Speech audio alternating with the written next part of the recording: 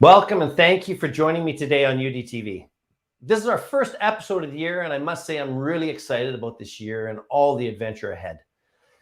Today, I want to talk to you from my heart and share a few of the key lessons I've learned from my 30 years of journeying and living with diabetes, and how I'm predicting my future by creating my ideal form of life. So Bob and I are going to discuss some practical life lessons and routines that we think will really help you. Remember, the content that we discuss today is from my personal experience and opinion and is provided for your information and education purposes only. And it's not intended as a substitute for medical, psychological, or any other professional advice. So just remember, check with your doctor and healthcare professionals before you make any changes to your routines. Okay. So do you have any resolutions to change your habits this year? How did your resolutions go last year? Or the year before? Well, what I have learned is that almost everyone has given up on their New Year's resolutions by February. I was blown away by that. Why? Why do people give up? Why do people continue to think that change is going to be easy? The truth is that it's taken all of the time of our life to get where we are now.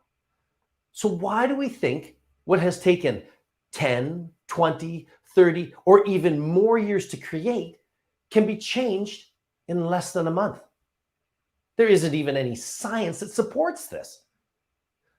Bob and I have looked at numerous studies, and it's been shown that if a person is consistent, they can break a habit in 21 days, and they can create a new pattern in as quick as 66 days.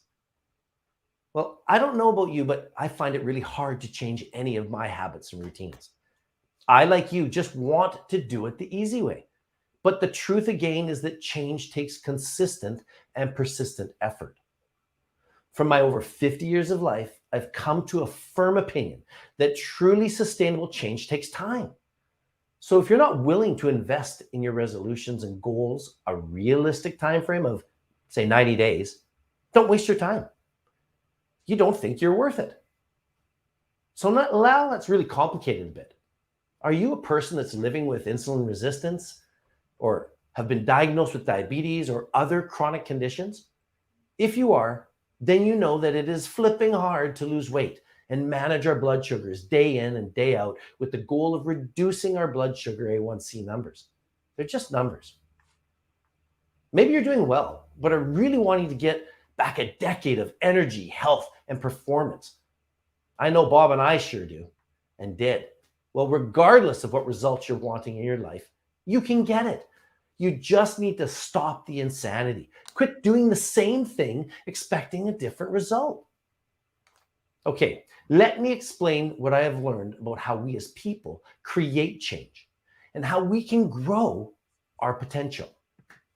So, Bob, change and the change cycle is an amazingly powerful thing.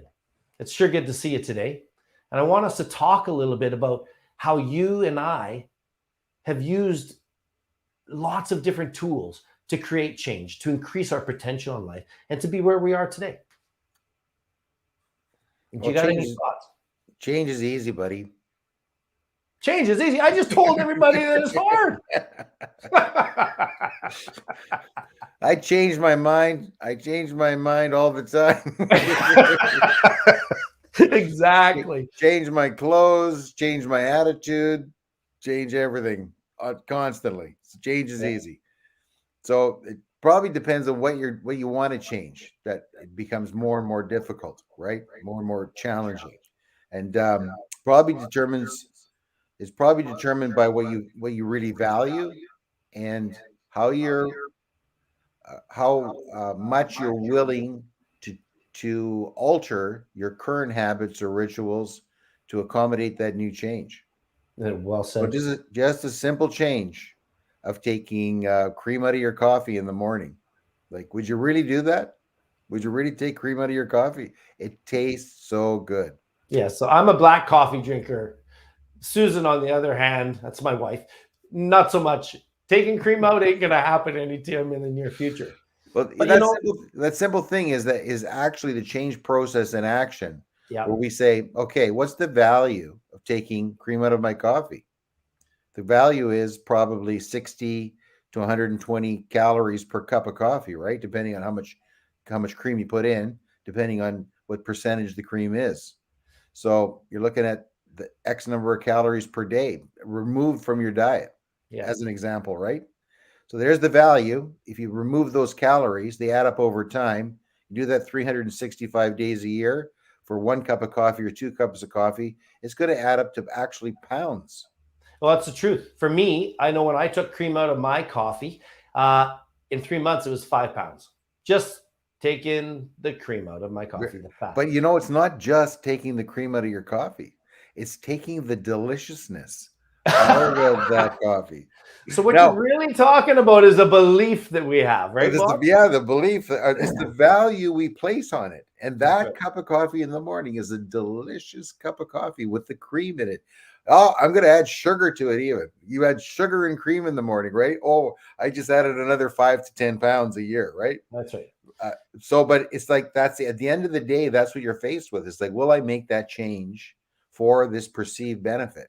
And that means I have to alter my rituals. I have to alter my purchasing habits. I've got to learn to like coffee black. Do you like black coffee, buddy? Oh, I love it. Yeah. So it's the only way I drink it. It So took me 23 cups though. I said, there's got to be something to this black coffee thing. Like my dad loves it. And I hated black coffee because I had cream and sugar in it, right? yeah. And compared taste wise, the cream and sugar wins every time. Well, let's talk a little bit about that change cycle then. With that, what is the change cycle that is going to really drive that change? Was it that awareness that you said, hey, I want this result? For me, it was I got to lose weight, right? That's what changed and triggered me. So the penny dropped from some reading that I became aware that if I cut cream out, I'm told by somebody that I'm going to lose weight. So I had to take a risk. I had to try it to do that. And then you said it was 21 cups of coffee to change it, right? 23. 23. Perfect.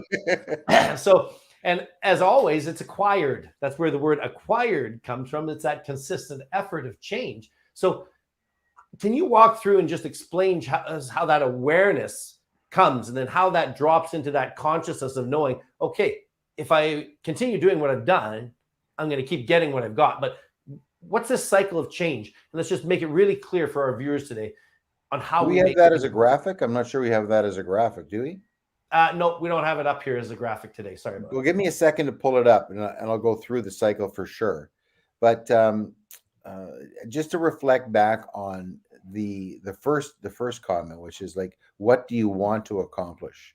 Like, if your goal is to lose weight, everything should be on the table. It's like I'm at X number of pounds right now.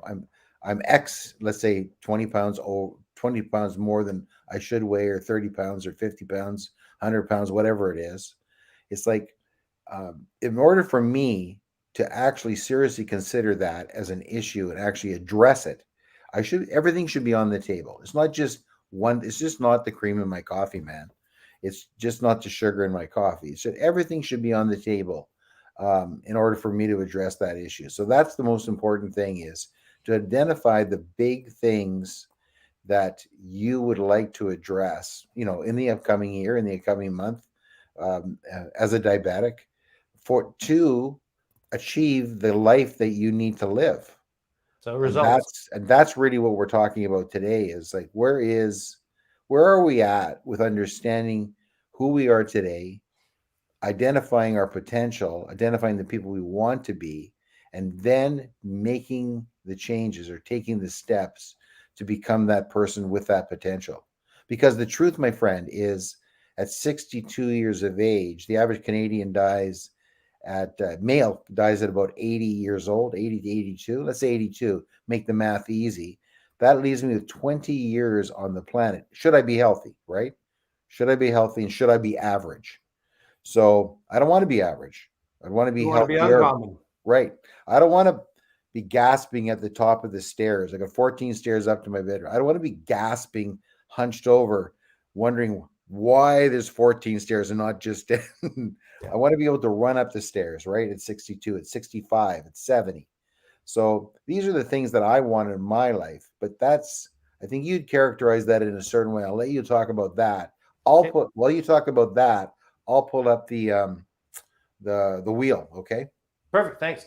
So basically, the change cycle starts with us being aware, right? And from that awareness, we're just oblivious. So we don't know that the cream is going to, in the example we're talking about today, we're laboring on this coffee changing of how we drink our coffee. The awareness is that I want to lose weight, and I'm not aware that the actual cream in my coffee is restricting me from that. So I get some information. A friend has told me. I've gone and I leave oblivious. I've now moved from being completely unconsciously incompetent to a place where I am consciously incompetent. In other words, okay, I have an awareness, but I don't have the habit or it in place. So that awareness begins an action where I'm going to try something. I'm going to believe the information I've given. I'm going to actually test it. I then begin testing it and trying things, and that's going to move over time, if I repeat this activity, into a place of conscious competence. Mean, hey, I can choose. I don't have to put the cream in. I actually like a lighter coffee versus a darker, or you like a dark versus a light, bold. And you try many, many different types of coffees, and eventually you find that you're consciously able to choose that cup of coffee and enjoy it. But then one day, you move into the final segment of change, which is identity, that unconscious competence where you're not even thinking about it. And someone asks you, would you like cream in your coffee? And you go, no, thanks, I drink it black. And that happened, in your case, 23 cups of coffee, right? For me, I just made a choice because the pain that I was experiencing in my life at that time was so great that it was done. And another way of explaining it is our belief or our potential. It applies to whatever we want to achieve in life. So the potential we have today is who we are. The potential we have in the future is far greater, but it starts with a belief that we want, and we take action. That action ultimately produces a result.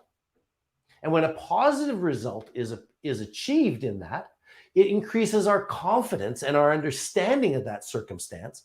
And then that leads to us being willing to step further and farther because we have more belief, which is potential. And that cycle just turns and turns and turns. So ultimately, it all starts with a choice. So do you have to show that real quick, or should we? I don't have anything to show, but I will describe the challenges with change, and I think your listeners will understand how difficult it is to change habits and rituals, because we've all done it, right? We've all started on certain diets, we've all started on certain exercise programs, we've all had relationships that have not gone the way we want them to go, et cetera, right? Financial planning, anything that really affects our life in a major way, we've probably tried one way or another to change what we do, and haven't had success in those areas, or had some success but then fell back to our old habits or old rituals. Those are powerful things, bud. Yeah. The way we learned as children, the way we learned as young adults growing up, the way we learned about ourselves, who we were, what we needed to do, by the time we get to being an adult, to reconstruct those pieces of our lives, it takes significant work. It really does require a new picture of who we are and what we can do. Agreed. So when we want any kind of change to happen, it starts out with that goal. It's like, I'm gonna make sure this cup of coffee thing is done for me. So I'm gonna go black. So the first cup of coffee you have, it what? Tastes horrible. It's like, God, that's awful. So the first time you decide to go out and work out, the first time you decide to take a block walk or 5 blocks walk or go for a run, this feels awful, right? These new changes that we have, they often feel really bad. So the first thing that sets in our mind is like doubt. There's a doubt that we can do it, because there's no immediate benefits to changing from sugar and cream to black coffee. There's no immediate benefit of going for a block walk. You can't measure it. It's just, you don't feel great. You go for a block walk now, it'd be raining on your head in Vancouver, right? Where's the pleasure in that? Where's the benefit of that? Yeah. And if you did something that was you weren't in shape and you decided to go and exercise and you got your heart rate up, you'd probably be stiff and sore the next day. And it's like there's nothing but negativity that comes from that. So the very first thing change when you do any kind of change that actually is supposed to be helpful in the long run, it's like doubt is sowed right away. It's like things are stacked against you. Does that kind of make sense? It does. Yeah. So I'm going to summarize this, right? So change basically starts with the awareness, and through consistent repetition, we make it real by taking those consistent baby steps forward. And this is why I overestimate what I can change or do in a day, and I underestimate what I can change and do in a year. It's the compounding of our time. It's the consistent efforts that you're saying, Bob. Our life is really the sum of our time investments. And if we fall down at any time, it's getting back up, continuing, and taking the next step. So how do I create my ideal form of life from this all? Well, for me, it required a total shift, as you were saying, Bob, in my mindset. So I could stop actually my wooding, my coulding, my shooting all over myself, that doubt, killing it. And I simply had to embrace my pain and be honest. I mean, really honest about my pain, my fears, the doubts you talked about. I needed to get to a place where I changed my I can, I will, and I must change so that I'm really up to it. And that's where we are now. I want to really step into. Well, let me just finish. Before we get into that, let me just finish that curve. So if you picture a curve that went from here, right? I'm going to change. There's a high point of excitement. I'm going to change my weight, right? Yeah. To changing the cup of coffee thing or going for a walk, etc. Doubt sows in. There's an immediate drop off of excitement. It plummets. It plummets from I'm really excited to I'm really miserable. That cup of coffee really sucked, and I don't want it tomorrow morning. So that you get into this like a battle in your brain. It's a brain battle of confusion, right? It's your primitive brain and your logical brain battling it out, right? For the taste, for the rest. I want to sit down in front of the TV and watch my show, not go for my walk, right? Tons of eat chips. I'm going to eat chips, watch TV, and not go for the walk. There's so much more, but so that's the confusion. There's a battle going on in your brain.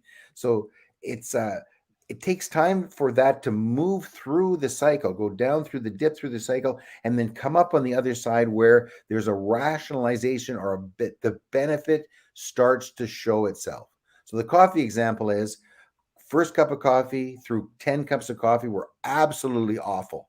And somewhere around 11, 12, 13, it started to be okay, but still not good. Still not good. And then 17, 18, 19, it's like, I'm starting to look forward to my coffee because I'm really tasting the coffee instead of the bitterness. I start to taste the coffee. And then I can remember it to this day. It was in a horrible restaurant and the lady poured me I don't know how long the coffee had been in the thing. She poured it to me. It's black. And I went, oh, and I tasted it and I liked it. And it was like, well, that is just really weird. 23 cups of coffee, 23 days.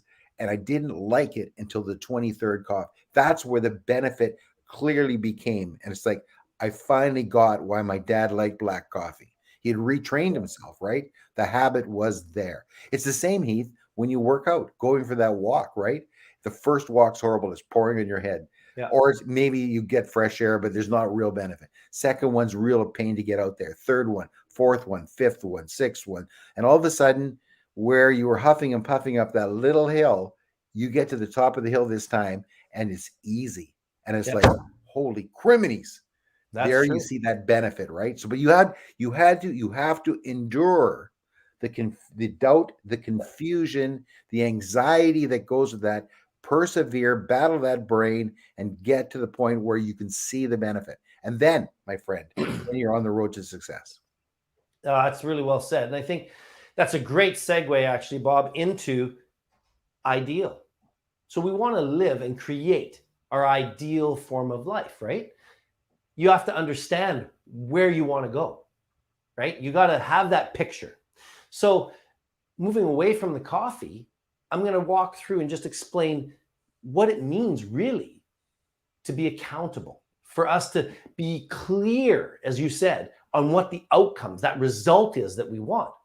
So me being an ex-policeman and just the person I am, I love acronyms. Why? I'm a blunt instrument sometimes, a little thick on the forehead, and I need things that help me remember, oh yeah, I'm doing this because. So for me, I.D.E.A.L is an acronym. I.D.E.A.L. I is that I am accountable to be improving and impacting people, right? That I am accountable. I can have whatever I want, and whatever I say after I am is my truth. And I'm capable of achieving this result, right? That's what you were just speaking to. And that working through it and being willing to overcome any form of resistance that's going to come from D. And what's D? It means I'm accountable to dream big, not small little dreams, dream big. Then decide and do what it is that needs to be done to make the dream real. Because our reality equals our dreams times action, the doing of our life. That I'm going to consist through 10 cups of coffee to like, okay, well, this is bearable, to finally, ooh, this is nice. And we're using coffee as an example, but that's no different than the walk, than it is eating broccoli, to any type of activity, to just changing a belief that we have on something. At first, you don't understand it when you're told, well, if you actually lift weights, it's going to hurt. But as it hurts, you're going to find that your muscles grow and the weights are going to go up. And then the pain will go away. That was lie number one, by the way, that they told us when we go to the gym. Oh, don't worry, it gets better. No, it doesn't. You just get stronger. You start to learn to like the pain. That's right. That's weird. Now that's weird. But that's true. It's like where the pain is actually painful to start, later on it becomes quite enjoyable because you know what's happening. That's right. Right. So E, now you've got a dream and you know what you need to do. E is to eliminate everything that stops you from doing D. Whatever your dream is, you need to eliminate it. It's the power of proximity. If you are getting around things that are taking you away from your goal, eliminate it. Yeah. So as an example, right? If you love potato chips, right? If you love potato chips and you want to lose weight, those things are not helpful. Potato chips and losing weight are not helpful. So you should eliminate potato chips from the house for most of the week. You can still have your potato chips, but when you decide to have the potato chips, does that make sense? It 100% makes sense. I think, Bob, that's an example of elimination. You don't want cream in the coffee, you don't buy cream. Yeah, no, it's true.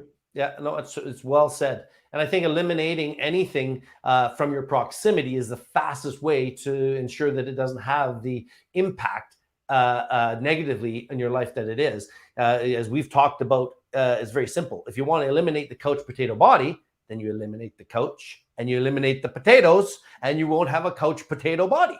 So the just putting some humor into it, the fact is that elimination is back to commitment. It's the thing that actually helps you through the resistance that's happening. That's right. That's right. Exactly. But I think, just to clarify for the viewer and the listener, buddy, I think what you're saying is, even though you're using the word eliminate, you're not saying totally eliminate. You're talking about strategically eliminating, right? No, 100%. I totally agree. Know the joy of the couch. Agreed. The couch is a beautiful place to be. Absolutely. So I'm an extreme personality. The TV is a beautiful thing to watch at certain times. Ice cream are beautiful things to eat at certain times. But you're talking about. Yeah, no, you're absolutely right. I eat ice cream. I eat potato chips. I eat cake. I eat all those different things. So the truth is what I'm talking about is a principle of trying to eliminate and remove things that are resistance towards achieving the dream that you've set up within your ideal life that you're wanting to have. Yeah. And I have cheat days. I watch a movie and I eat popcorn. I make conscious decisions on what things I'm going to partake in that are so that it's moving me forward and my negative consequences are reduced in that. So if I can, I'm accountable. D, I dream and then I take action and I do. E, is I eliminate anything that's going to help prevent and reduce. Maybe is another way of is my definition or Bob's definition of elimination. And then A is I automate. I create processes and routines that help me within the process of it.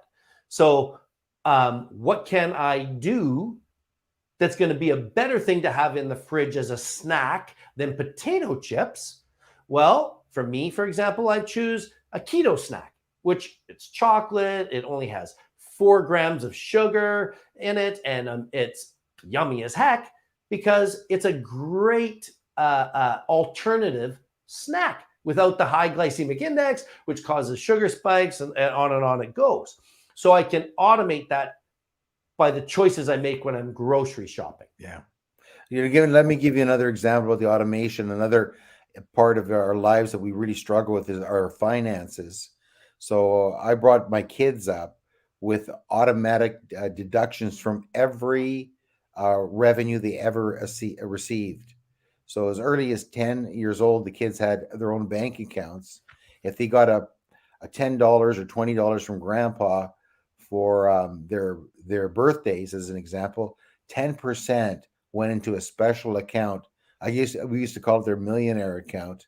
So even in their early 20s, these kids have had thousands and thousands of dollars set aside above and beyond, and they continue that to this day. Is automatically putting aside 10% of everything they earn. Gross. It's gross, right?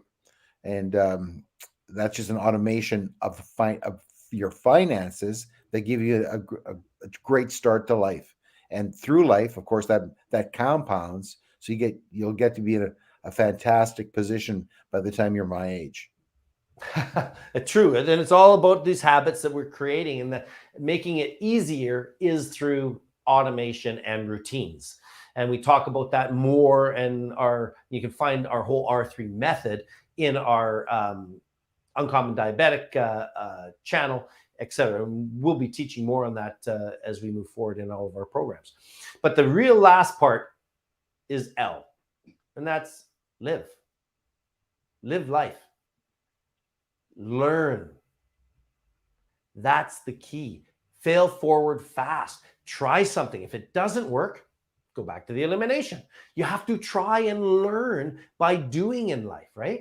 So that's the summary of I.D.E.A.L. And I think for us, it's the truth is that we need to own our stuff, be accountable for our life and where we're going, versus living in a victim state of mind full of excuses and blame. It just is what it is. Our goal or weight or our A1C don't define us. It's what we do that matters. So just know that you're not alone. I'm right here with you. I am a diabetic. I am living with the same types of challenges as you are. And I make good choices. I make bad choices. The fact is, I have to accept what is. And then I use my I.D.E.A.L acronym to remind myself I'm accountable. I'm capable of overcoming this. I got a big dream and a big reason why I'm doing it. And I create the environment, and I eliminate things that are going to build resistance, automate it with my routines, and then just live and learn. That's the key, right? But yeah, I would say, Heath, that one of the things that you've really been successful at is you've always had a great support system. So you've always had friends around you. You've had love in your life. You've had kids, right? So the truth is that that's a big part of this whole change thing, and living your ideal life is having people around you that can help you through the processes, help you through the doubt, help you through the confusion, helping overcome that resistance, right? So 100%.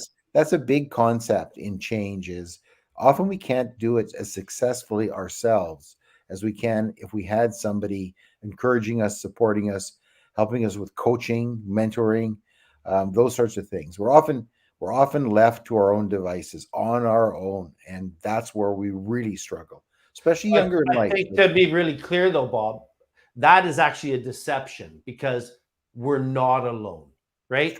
We together is a we can is a saying that we have at UD Solutions, right? Is that together we can figure this out. And that actually is a great segue to form. The form of life that we choose to live. What are the big rocks that we want in our life? Starts with family and friends. Those relationships, that proximity that we put ourselves into. It's a really critical thing. And you just mentioned it. Like, you've journeyed with me for over 30 years now, right? You've seen me at highs, you've seen me at lows. I've pissed you off. I've made you happy. I've had that privilege of journeying together, doing our UD solutions together. And Right. how do we empower people is all part of those relationships that we have, right? So our family and our friends that we choose to have in proximity. And for me, what I want to do with this form explanation, Bob, and I know you know this well, but for us explaining to everybody, I've created one thing in each of the four quadrants of form that I want to remind myself what the big rock is. What's the big thing with family and friends that I want to do? Well, I created almost like a superhero status, or whatever you want to call it. And I really want to be the master of magical moments in all of my family and friend relationships, or even people I'm mentoring. I want to make it a magical moment, that time that I have.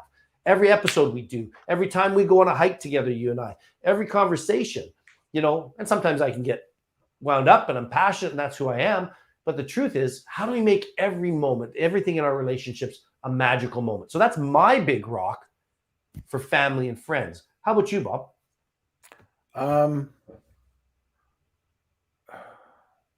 For me, I kind of do this on a weekly basis. Part of my habit, Heath, is to take a look at the 7 major areas of my life: of finances, friends, family, love, work, those big stones, and try to figure out what I'm going to be doing this week to accomplish those goals.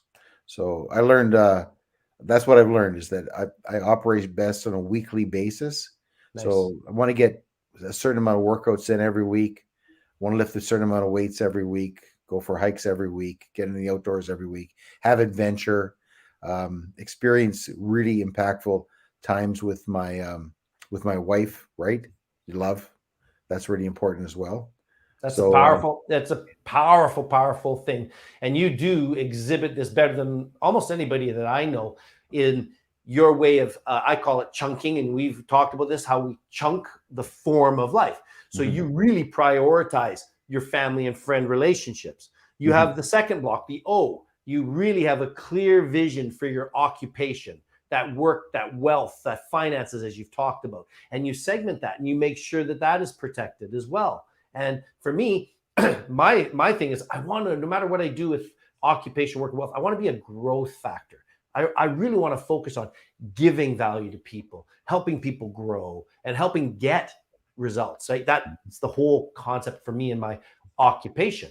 Then, as you mentioned, recreation, the R, that health and wellness, the activity time, making sure, as you said earlier, Bob is getting in his gym workout. He goes for the walk or hike in the rain, in the snow, in the sun. It doesn't matter. It's a must for you to get something recreational that's going to grow and bring value in the chunk of life that we call recreation in our form, and our ability to really get results.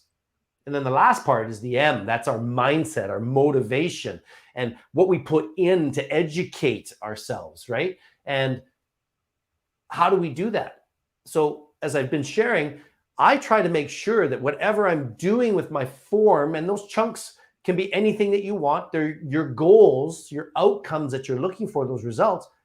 But make sure you have a mission for each of them, is what I've done in each of the 4 areas, so that I know if I should be doing that within it. So I want to be in recreation, health, and wellness. I want to be a world-class athlete. Well, that doesn't mean that I'm world-class and I'm the best hiker or the best golfer. Wish I was. But,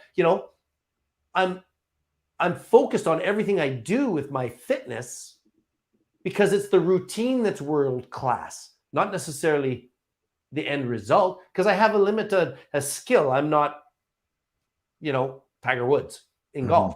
But with the tools I have, I can have Tiger Woods habits, Tiger Woods routines of training, of game prep, of all these things that are world-class. That gets the best result out of me that's possible. And right? let's just chat about that for a second, because I think you've got an elite mindset there. And I'm going to say that's like top 1% of everybody I know, about saying, I want to be like, I can use Tiger Woods strategies to really up my game. Most people don't think like that. Like, I would say 99% or 90% of people don't think like that. Let me give you an example. My blood sugar is good some days, but bad some days. Sometimes I feel lots of energy. Sometimes I don't feel much energy at all. Sometimes I'm exhausted. And then what happens is that's the norm, right? So it's like that's where I'm at for those 2 things. So what do I do at that point in time? Who's the Tiger Woods of blood sugar? Who's the Tiger Woods of energy? These are unknowns for most people. It's like, you can't, we might be able to look at a super fitness expert or a super financial planner or investor or something for money and take those things. But for us in diabetes, in the diabetic world, it's like, what do we do for those things? Or my diet, cook. I'm not a good cook. I don't eat well. I know I should eat well. I know I bloody should eat well, right? But I don't. And I'm not a cook, and I don't have that talent. But I just eat. So I just eat. I just manage my energy like I always do. My blood sugar is just like it always is, up and down all over the place. This is normal.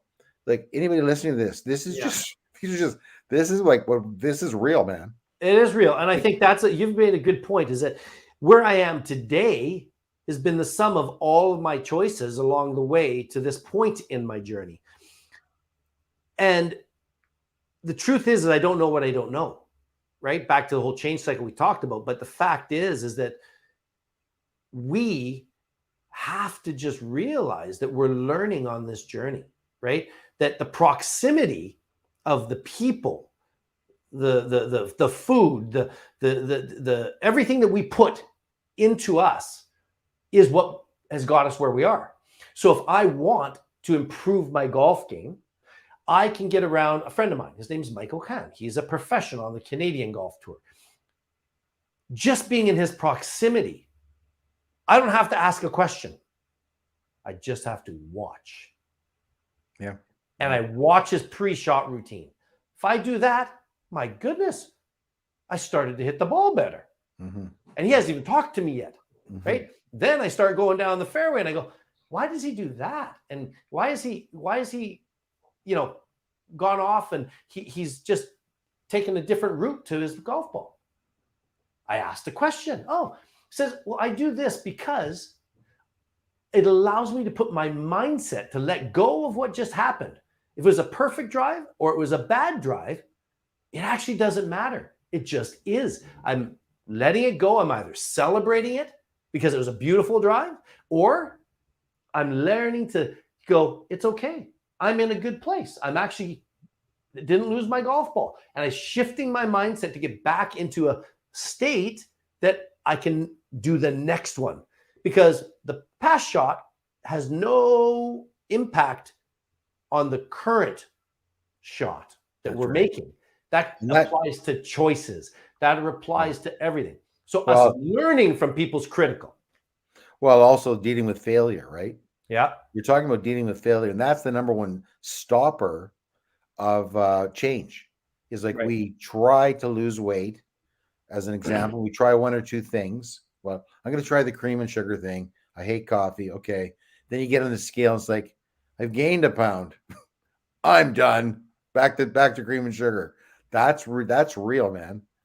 It's like the failure thing. It's like the truth is that, you know, it's not one. There's not one magic bullet to losing weight. There's not one magic bullet to managing your blood sugar better, creating energy for yourself. It's a combination of 10 things, 20 things, 50 things, 100 things that we do each and every day, right?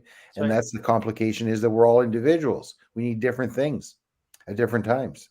So that's the magic of having expertise around you, having a coach around you, having a peer group around you that is smarter than you, better than you, faster than you.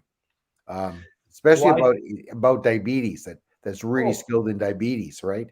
That's where you learn. That's where proximity and community. Everything you just said is it. And getting around like us together, what I learned from you, what I learned from everybody around me, it's amazing. But I think when we're really digging in to how we make change happen, it's that form of life is our containers, for sake of a better word, and us choosing what rocks we want to put in first, those big rocks that are the most important. The reason I've created these little mission statements for each of the quadrants for me in my life is because I need them to help pick me back up when I've fallen down, because we all fail. If you aren't trying, you ain't living. Helen Keller said it best. Life is a daring adventure or nothing. So what's that mean? Try again.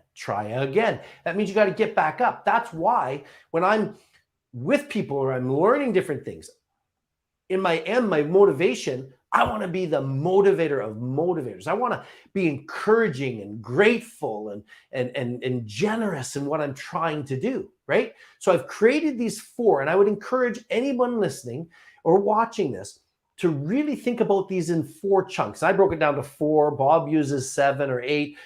I'm a simple guy as much as I can be, because I need these little acronyms to remind myself, okay, with my relationships, I want to be a master of a magical moment right now. I could be frustrated. I could be unhappy with where the direction of it's going. But how do I turn this around and make it a magical moment? What's great about this? What in my occupation? How do I help growth happen? How do I give generously? How do I grow? How do I get the result that we're looking for? Empower people. Recreation. How can I be a world-class athlete with Bob, with everyone I'm at? What's the habit? What can I learn to be better? And then lastly, how do I motivate myself and others? That comes from reading, learning, that passion to grow. Fulfillment comes from progress, which means you're going to get some nicks and scrapes and bumps along the way. But guess what? Bob, I look at all the things that we've done, adventures we've gone on. You fall down. You got to get back up to just take the next step. It's one at a time. The journey starts with the first, but the truth is it's finished always with the next one. Yeah. It's an easy thing to say, but it's very difficult to do. Getting back up. Just so you know, buddy, the 1%, you're in the 1%. I'm in the 99%. Getting back up is a real challenge. That's success probably at the end of the day, is getting back up.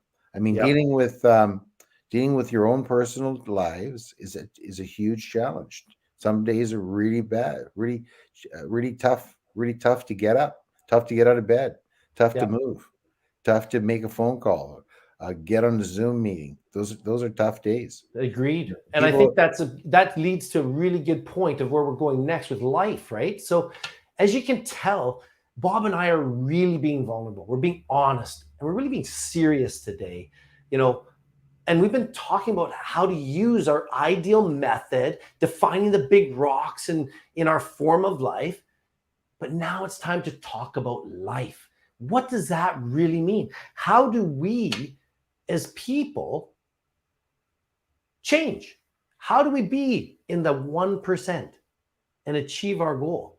Well, life really stands for living intentionally focused on executing. It's back to I.D.E.A.L. Do.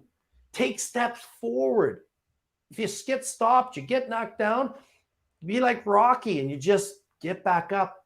Your will has to exceed your skill in life. For me, it's been a lesson. I actually learned that from Ryan Walter. You know, such a great motivator, such an amazing educator. And he's telling me about his Stanley Cup ring and his wins and his journey. And the truth is, he said, Heath, the only reason I was able to do anything as an NHL hockey player, playing with these people with such skill and giftedness, was that my will exceeded my skill. The reason why is important, right? So how do we live intentionally focused on executing? Yeah. Bob, what's your thoughts on that? Well, I think that you're talking about the difference between reactive and intentional, right? So we either react to life or we take action ourselves intentionally. So how do we become more intentional? Like, we have to react all the time.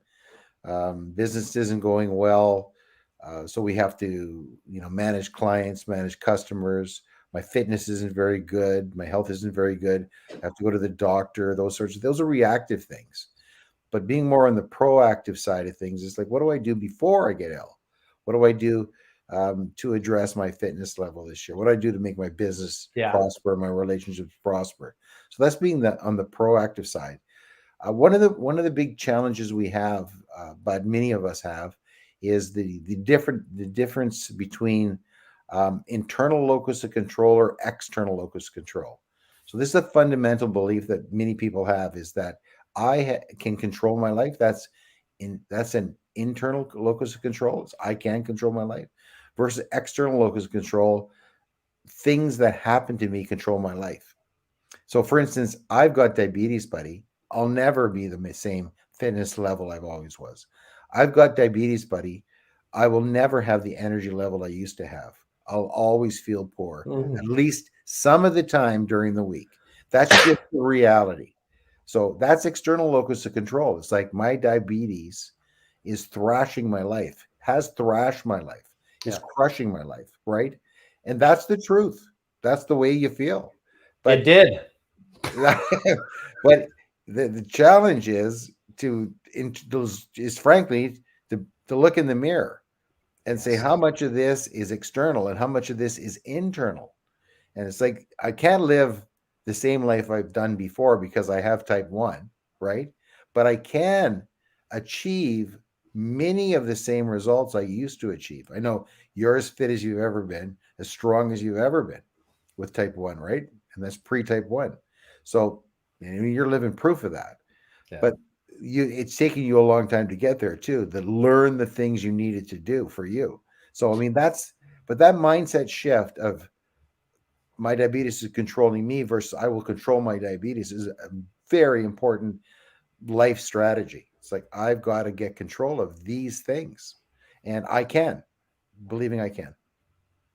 And I think that's even what you said is totally true and totally powerful, is that the internal actually controls the external. And that comes back to the power of belief, our meanings that we put on things. Where did that all come from? And being curious about that, right? And learning from this adventure called life, right? The execution isn't that we have to be perfect. It's just trying to be as efficient and effective as we can each day, right, Bob? I think it's because there's no such thing as perfect. We just need to learn. We need to realize that the only way to actually learn something is you got to fail. Yeah. You have to be willing to jump in the game. We were talking about hockey earlier. What we used to be like as junior hockey players to now what we're like in this season of our life. This is what is, right? That's a tough thing. Doesn't mean that you don't get back up and go, okay, I tripped on the blue line. It doesn't mean that I can't go get the puck across the goal line. Yeah. But I mean, that's true though. But failure is very difficult for many people. Like True. they don't like failure. It's very painful to fail. It's very painful to get up. It's humiliating. Failure is sometimes public. It's humiliating. It's debilitating. Yes. That's the way people look at fit. Some people look at failure. Again, that's failure could be external locus of control. Failure is causing me to feel bad about myself, or it's internal, right? I'm learning from the failure. So That's right. that's a flip of external versus internal. The meaning. The last thing I would say on this probably is how important it is to. I've lost my train of thought. Sorry. Go on. No, just to, I think, add to what you just said. We need to learn from our adventure of life, because the only way to fail is to not learn. We need to fail forward, fail fast. And we've heard all these simple sayings and acronyms. I love them. But this is how we really give ourselves the opportunity to grow. From growth, we learn and we're able to get to live our ideal form of life.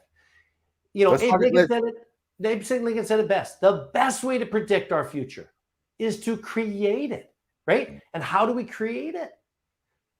Define it. Live intentionally focused on executing your ideal form of life. Yeah, it's coming out, but you got to get out of that. You got to get out of the external stuff, which is diabetes is keeping me down, depression's keeping me down, anxiety's keeping me down, mental stress is keeping me down. Stress is keeping me down. Right. These are external things in our life, and that's where you have to be proactive on each one of those things, or the ones that are bothering you, and take action on those things to move forward. You know, Bob, a question that is so simple for me. My wife, kids hear this ad nauseum from me, and they'll even see me do it. Okay, that is something I do not like. I'm uncomfortable. This is really a challenge for me. And immediately following will be, okay, what's great about this? What is great about this? What am I learning? What is the opportunity, right, that's wrapped in challenge? Because every opportunity is wrapped in challenge. It's our choice, what you're saying, Bob. Is it an opportunity or is it a challenge? So I think that it's really important to step forward always and to have that courage, because your greatest success, my greatest successes, have always been just on the other side of my uncertainty, on the other side of my fear, on the other side of an old belief, a meaning I had, right? That it can be anything, but you shift that. You ask somebody who has what you want how they got there. They have the answer. Copy that. That's the biggest lie I believe that we were ever taught in school when we were young, that plagiarism and copying is bad. No, if somebody's got the answer to your question, you should copy them. That's simple, right? So any closing remarks on this, Bob, and that before we close, because I've got an offer for our people. And I just think that it's important that we really make people understand that we can, we will, we must embrace. Well, I just want to wish everybody good luck in the year ahead, and first and foremost, good health to you all. Second, good luck in your relationships. That's the most important thing for us all, our friendships, our family, and the love that we have in our lives. So I wish you all an amazing blessing in that area. And then career success would be just terrific for each and every one of you. So we really believe, Heath and I really believe those are all within our grasps to take steps towards massive success in those areas. So that's what I'd wish for each and every one of us. So happy New Year, team, and our fellow travelers, and we'll see you soon. Yeah. Well, I can't thank you enough, Bob. As always, our discussions are great. All of you watching, I really want to invite you to journey with me and our Uncommon Diabetic community. Maybe I could speak, right? This year we'll improve in that.